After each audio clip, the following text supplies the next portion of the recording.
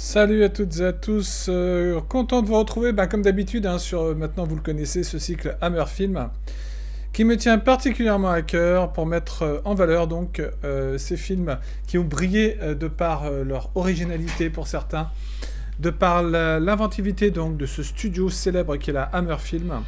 Alors j'ai fait une nouvelle mise en page pour encore plus rendre hommage, je dirais, au studio Hammer, en mettant en valeur bien sûr son logo. Comme vous pouvez le voir, donc sur la page d'intro, en bleu. Le logo en bleu.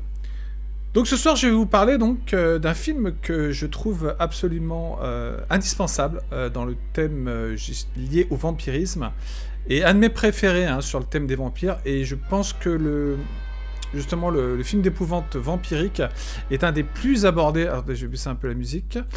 Le thème vampirique donc est un des plus abordés pour la maison Hammer, et moi, mis à part les films de Christopher Lee que je trouve pour la plupart vraiment de bonne facture, et qui réunissent aussi, je dirais, dans la distribution Peter Cushing, il ne faut pas oublier bien sûr certains films de vampires qui n'ont pas du tout fait appel aux deux acteurs que sont Lee et Cushing, mais à d'autres qui ont su aussi donc montrer que encore une fois, donc par rapport au casting, il y avait des acteurs de talent. Donc notamment dans ce film où il y a quasiment que des inconnus. Alors je parle bien sûr, comme vous pouvez le voir sur les images, du cirque des vampires. Donc je vais vous présenter bien sûr le résumé de l'histoire, et puis ensuite on s'attardera un peu bien sûr sur la réalisation, sur le scénario en lui-même, et puis un peu je dirais sur ce que ce film en tout cas a apporté au genre vampirique, parce que la Hammer, comme je vous l'ai dit, à travers les thèmes souvent récurrents, que ce soit lié donc au vampirisme, au monstre de Frankenstein, aussi au Dr Jekyll et Mr Hyde, enfin bref, à toutes vraiment les images iconiques du fantastique, ou plutôt de l'épouvante. Il y a eu donc vraiment une attention particulière donc à l'intérêt de savoir, comme je dis souvent, réinterpréter, je dirais, telle ou telle histoire pour lui donner une facture à chaque fois soit moderne, soit ancienne. Enfin, vous voyez, vraiment, ici on est plutôt dans une facture classique ancienne, puisqu'on a une époque victorienne, on est en 1810 quand commence l'histoire, puis ensuite on se retrouve 15 ans plus tard, donc voilà, il y a eu un souci, donc encore une fois, toujours dans ces films, de toujours renouveler, je dirais, le genre, et parce que il faut savoir aussi, donc, ne pas simplement réécrire les histoires, des histoires qui se ressemblent trop. Et donc l'intelligence du cirque des vampires, c'est justement pour moi, et c'est ça qui fait que j'adore ce film en particulier, c'est que le film sait se renouveler donc intelligemment pour réussir à capter quand même justement quelque chose de beaucoup plus, je dirais, de par ses décors, puisqu'on est on est dans un cirque itinérant qui vient s'installer dans un village, voilà. Et donc déjà rien que ce décor-là pour je dirais planter le décor de cette histoire est tout à fait génial, parce que ça donne lieu quand même à une nouvelle façon, je dirais, d'aborder, je dirais, la malédiction vampirique, avec des personnes qui se transforment par exemple en animaux sauvages, voilà, mais pas simplement qu'en chauve-souris en fait. Alors je vais vous resituer un peu je dirais la distribution, le réalisateur, les acteurs. Alors, le film donc, est réalisé par Robert Young. Alors, Robert Young, il a fait que 3 films dans sa carrière. C'est un réalisateur anglais qui n'a... là, c'était son premier film, et donc, il signe un film pour la Hammer. C'est quelqu'un qui vient de la télévision. Robert Young, donc, lui, comme je dis, il n'a pas une grande carrière. C'est un monsieur qui est toujours vivant aujourd'hui. Et donc, il a signé ce film-là pour entrer, je dirais, dans le cycle Hammer, au niveau des films de vampires qu'ils avaient déjà réalisés. Donc le film sort en 1971. Ce monsieur, donc ce réalisateur, Robert Young, est surtout connu pour 2 films en 93 avec Grandeur et Descendance, donc avec comme il s'appelait, John Cleese et Catherine Zeta-Jones, et puis surtout Créature féroce également, avec Jamie Lee Curtis, John Cleese aussi, Rick Idle, enfin voilà, donc des acteurs qui venaient d'ailleurs des Monty Python. Voilà, donc, mais ensuite, il a travaillé sur une série télé, Bergerac, etc. Ensuite, Robert Young, donc, ici, donc, c'était ses débuts. Moi, je trouve qu'il s'en tire, mais vraiment admirablement bien, en tout cas au niveau de la mise en scène, de tout ce qui concerne l'aspect technique. Donc le film nous raconte l'histoire, en gros, hein, pour simplifier, parce que sinon je ne vais pas détailler, c'est l'histoire donc d'un cirque itinérant qui fait escale donc dans un village, hein, tout simplement, dont les habitants, donc 15 ans plus tôt, en fait, ont tué un comte vampire si je me souviens bien, parce que je l'avais retenu, s'appelle Meter House, joué par Robert Tayman. Voilà, donc qui lui donc s'alimentait d'enfants pour donc s'abreuver de sang. Il mordait des enfants. Donc vous voyez déjà quand même à l'époque, je veux dire tout de suite parler de ça, ce qui prouve que donc on avait quand même certaines libertés quand même à l'époque pour pouvoir. Là on est quand même début des années 70 pour pouvoir aborder justement des enfants qui se font carrément vampiriser. Donc voilà. Dans l'histoire, donc, ce cirque itinérant donc, qui s'installe, une fois après s'être installé, donc, va essayer de faire revivre tout simplement en se vengeant déjà de la ville, hein, des habitants, donc, puisque le cirque, hein, bien sûr, ce sont les descendants du comte vampire, qui vont essayer, ce sont des vampires, hein, bien sûr, qui vont essayer de le faire renaître, à travers donc je veux dire une cérémonie, voilà, et donc pour apporter leur malédiction sur ce village, etc. Et donc il va y avoir tout de suite ce qui frappe dans ce film, c'est que là on n'hésite pas, et on n'hésite pas sur les victimes, sur le sang, même si évidemment il y a quelques effets qui ont un peu vieilli au niveau du sang, qui fait un peu bien sûr rouge, un peu peinture, vous voyez, par moment. Mais après, c'est pas grave parce que il y a, comment dire, l'ambiance est tellement travaillée dans ce film. Attendez, je vais quand même, parce que j'oublie à chaque fois de mettre quand même les images. Il serait peut-être temps que je vous les mette. Alors attendez, juste un instant que je vous mette quand même, voilà, tout de suite. Voilà, on est directement avec une demoiselle vampire. Voilà, très charmante. Donc ce cirque en fait. Donc le cirque des vampires donc commence quand les habitants donc ne se doutent pas que ce cirque donc est contaminé par des vampires, que ce soit le saltimbanque, je veux dire la danseuse, l'acrobate, le clown, ils sont tous voués aux forces du mal et vont essayer de faire renaître donc ce conte. C'est ce qu'ils arriveront à faire d'ailleurs. Et donc il va y avoir tout de suite une ambiance qui est créée, et ça, je trouve que c'est un des meilleurs films de la mer sur le thème du vampirisme, peut-être mon préféré quand même par rapport à un film. Alors pour moi le number one c'est vraiment Le Cauchemar de Dracula, le premier film dont j'ai parlé dans ce cycle. Mais on reconnaît encore une fois, je vous dis, au niveau de la qualité d'écriture, donc grâce à une direction d'acteurs vraiment très intéressante au niveau des personnages, notamment le comte Milstein, donc, et puis la plupart il y a aussi Lynn Frederick, hein, qui est excellente dans le rôle de sa protégée. Vous avez aussi le professeur qui va essayer de défendre le village contre cette invasion vampirique en quelque sorte. Voilà, donc c'est un film tout de suite où on reconnaît bien les qualités de la maison Hammer, avec, mis à part quelques défauts au niveau des effets horrifiques, peut-être qu'on, je vous dis, pris un peu l'usure du temps, mais qui fonctionne, mais à la limite on s'en fout, parce que c'est ce qui fait le charme aussi des films de cette époque. Et ce qui fonctionne vraiment admirablement, c'est justement d'avoir su, encore une fois, justement donner une autre vision au film de vampire, justement par rapport au cadre qui est un cirque itinérant, donc un cirque qui s'installe dans ce village pour accomplir une vengeance et faire renaître donc, comme on voit ici à l'image, ce fameux conte. Ça c'est au début du film, hein. Mais ce qui est intéressant, c'est de voir aussi que tous les personnages de ce cirque en fait ont des facultés en fait, non seulement ce sont des vampires, mais certains se transforment par exemple, il y a une des femmes tatouées qui se transforme en panthère noire, alors que l'image vraiment de transformation du vampire habituelle, c'est donc la chauve-souris. Voilà, donc ça change la donne, ça donne, je dirais, un renouveau quand même, pour essayer quand même de donner, je dirais, une autre, vraiment, façon de concevoir le vampire, et de lui donner justement d'autres facultés en fait.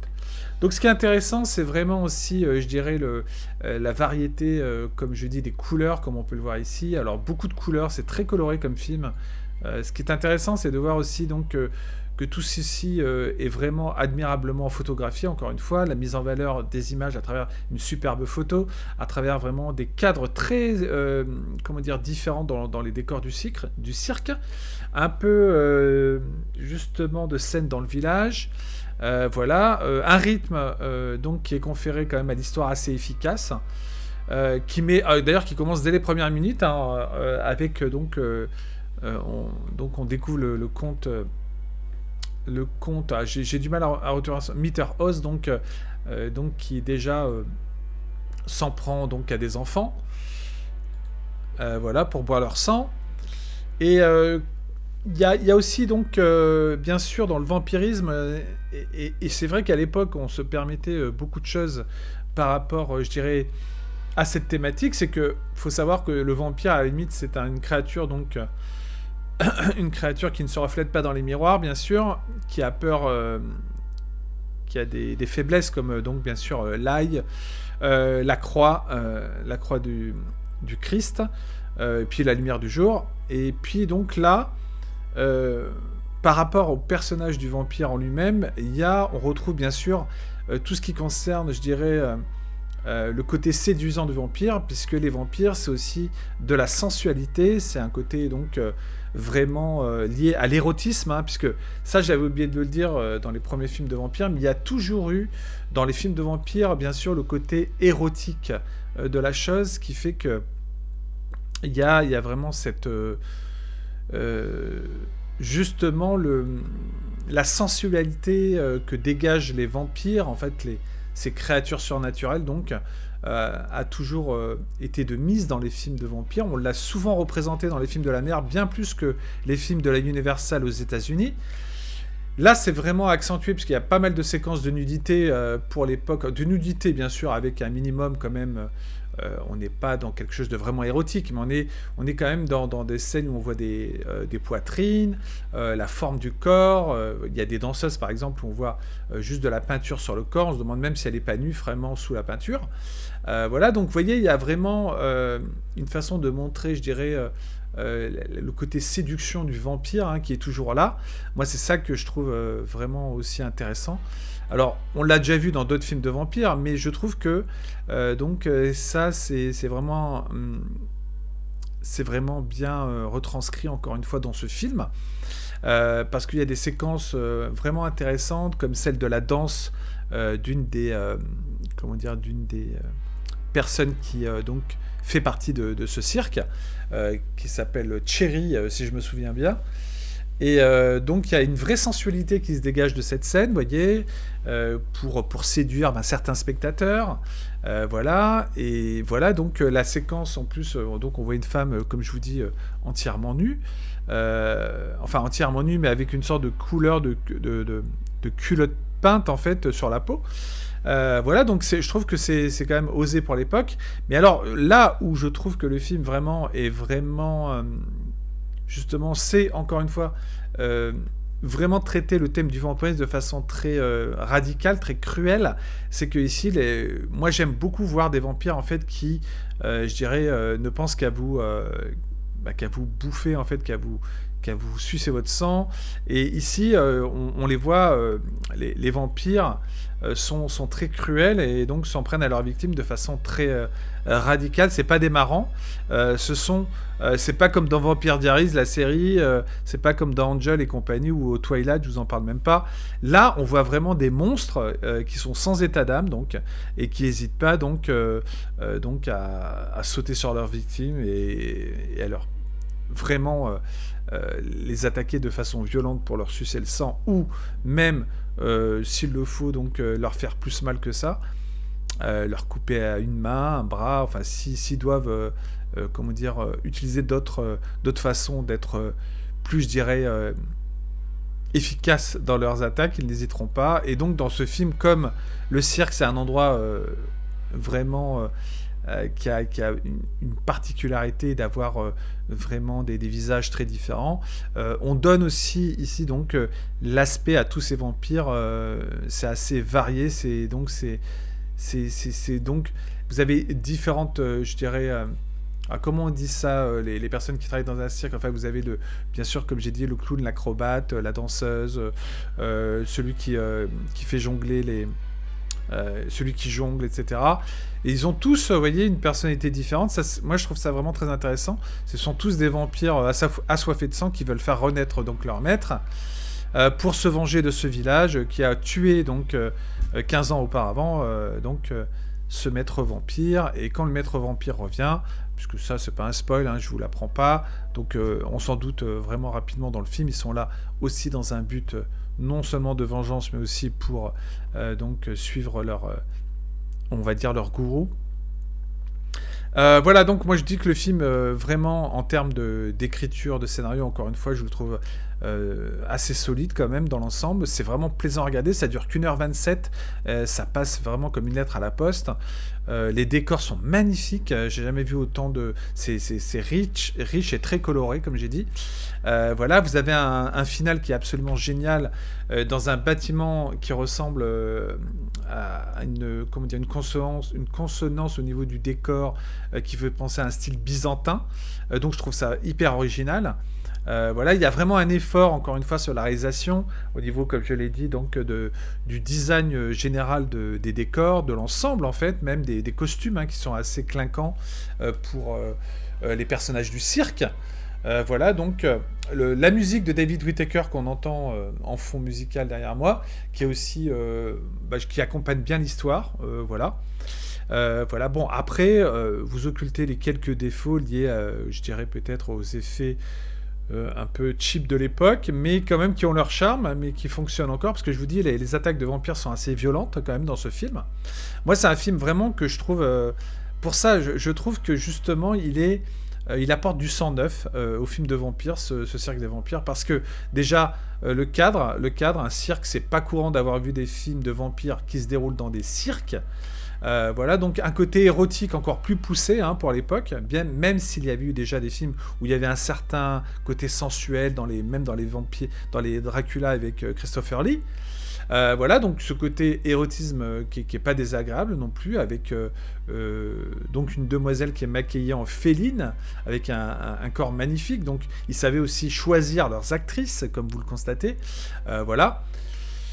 Et un rythme quand même dans l'histoire qui baisse pas beaucoup. Je veux dire, en 1h27 quand même, je veux dire, on n'a pas le temps de s'ennuyer, parce que les scènes, je dirais, à suspense s'enchaînent, avec des scènes d'attaque de vampires assez efficaces pour ce film-là, en tout cas. Ce qui fait que moi, je trouve que pour les amateurs, en tout cas, qui aiment... je dirais, le thème du vampirisme, là, normalement, vous devriez trouver votre bonheur. Et même pour des personnes qui ne sont pas, je dirais, qui sont de générations beaucoup plus récentes, comme les années 90, 2000, je pense que vous pourriez trouver... parce que je trouve que le film a un côté, même s'il se passe dans les années 1800, il a un côté un peu moderne dans la façon de traiter le vampirisme, justement du fait qu'il y a ce côté érotique, sensuel, etc., et puis aussi la violence de certaines scènes qui fait que au moins ce sont des vampires qui vous rentrent dans l'art, quoi. Vous voyez, il n'y a pas de... C'est ça qui est intéressant, c'est qu'ils ne passent pas par quatre chemins. C'est que quand ils doivent vous mordre, ils vous mordent à pleines dents. Vous voyez, on voit vraiment plus, vous voyez, les effets appuyés des dents de vampires avec le sang, etc.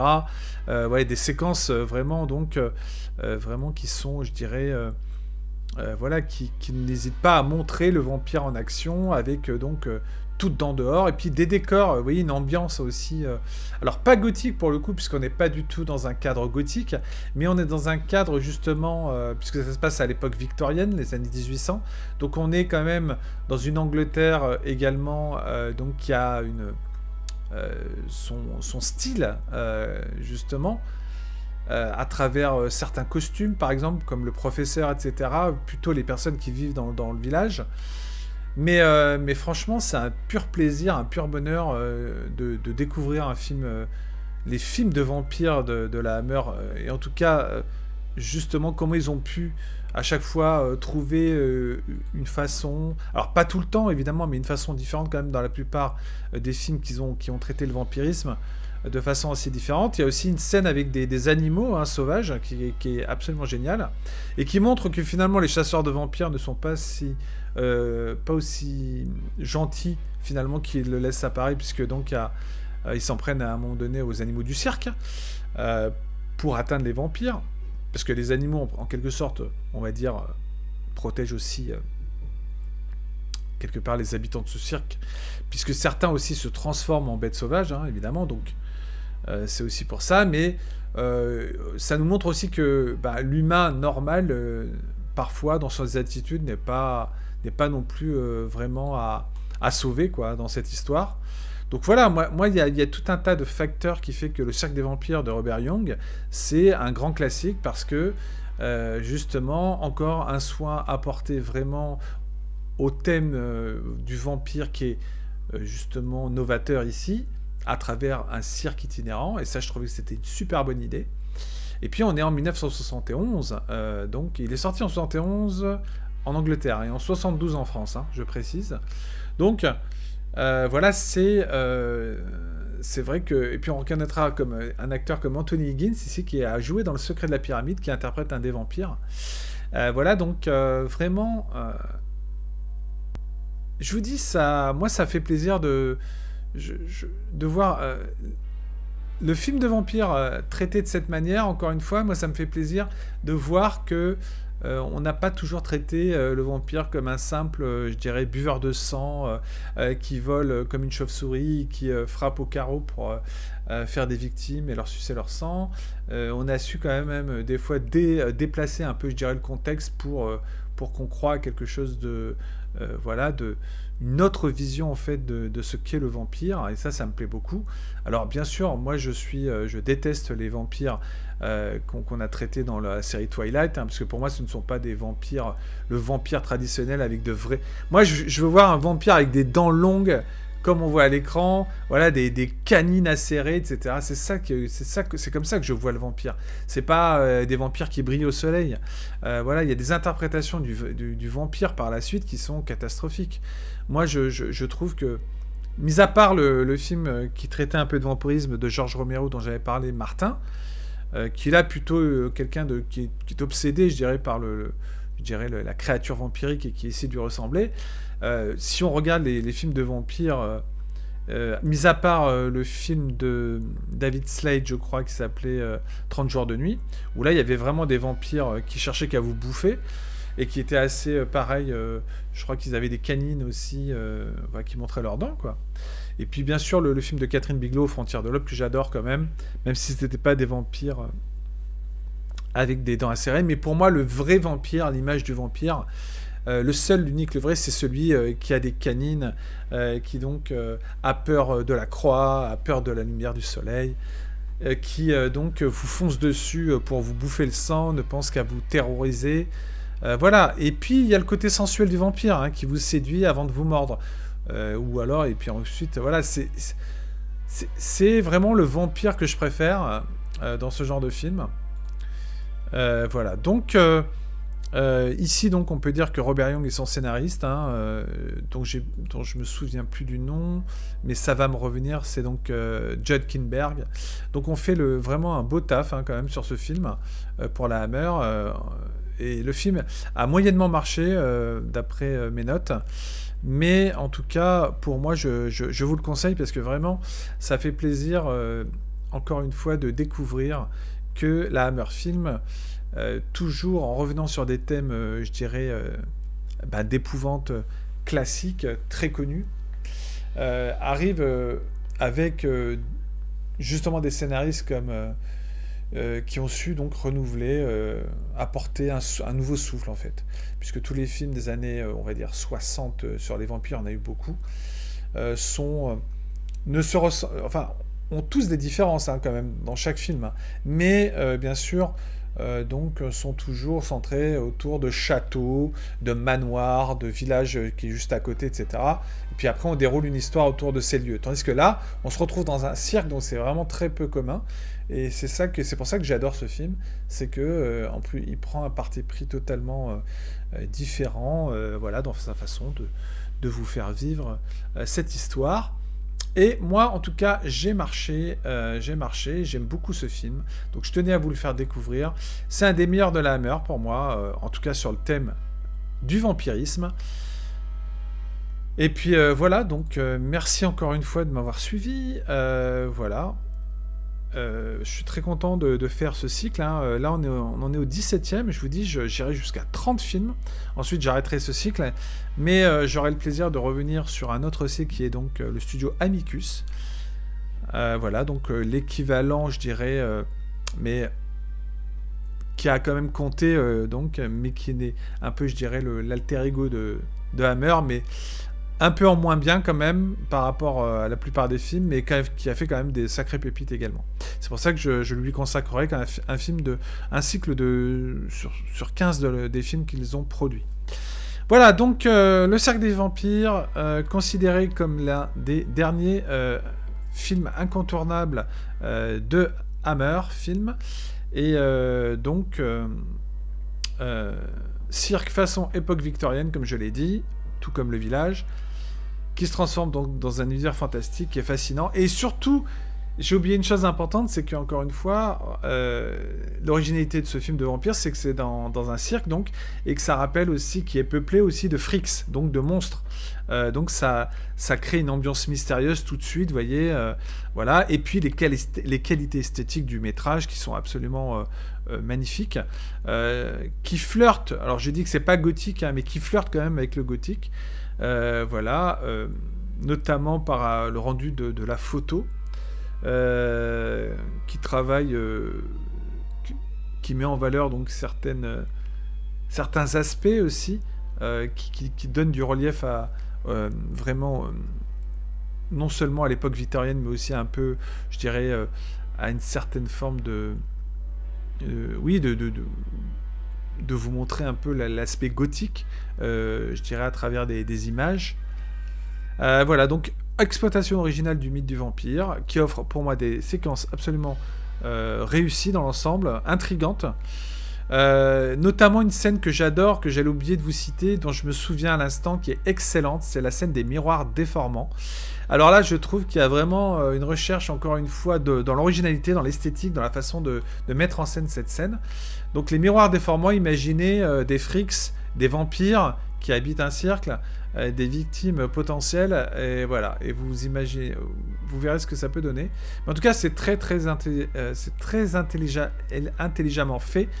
Voilà, et donc je vais m'arrêter là pour ce nouveau donc film de la Hammer, et je vous souhaite donc à toutes et tous donc une bonne fin de week-end, et je vous retrouve demain pour sans doute un nouveau film donc de la Hammer, bien sûr, puisque ça continue, et puis je vous retrouve également sur un prochain Retro Movies dont je parlerai. Je vais revenir sur ma rubrique aussi Retro Movies, donc n'oubliez pas de mettre le pouce en l'air, d'aider la chaîne en vous y abonnant, c'est gratuit, de m'aider donc en parlant de la chaîne bien sûr autour de vous, pour ceux qui sont intéressés par le cinéma rétro à l'ancienne. Voilà, je traite rarement des films d'aujourd'hui. Je vous dis, je fais ça par passion, je fais pas ça pour... moi je suis pas un youtubeur, je suis juste quelqu'un qui aime parler de sa passion, voilà, et c'est tout ce qui m'importe. Et de vous la transmettre surtout, voilà, de la transmettre.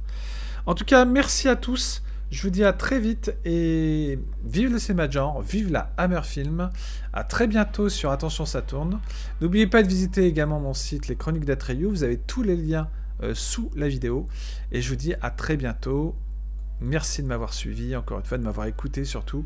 Et on se retrouve donc la semaine prochaine, normalement, pour un live sur, enfin, j'allais dire, pour parler des films de la sélection de Gérard Armé. Voilà, des films fantastiques qu'on a pu voir à Gérard Armé. Et on est très loin, je dirais, encore une fois, aujourd'hui, de films comme... qui respirent justement le savoir-faire de l'époque, comme les films de la Hammer. Bref, merci à tous. Bonne fin de week-end. À bientôt. Bye bye.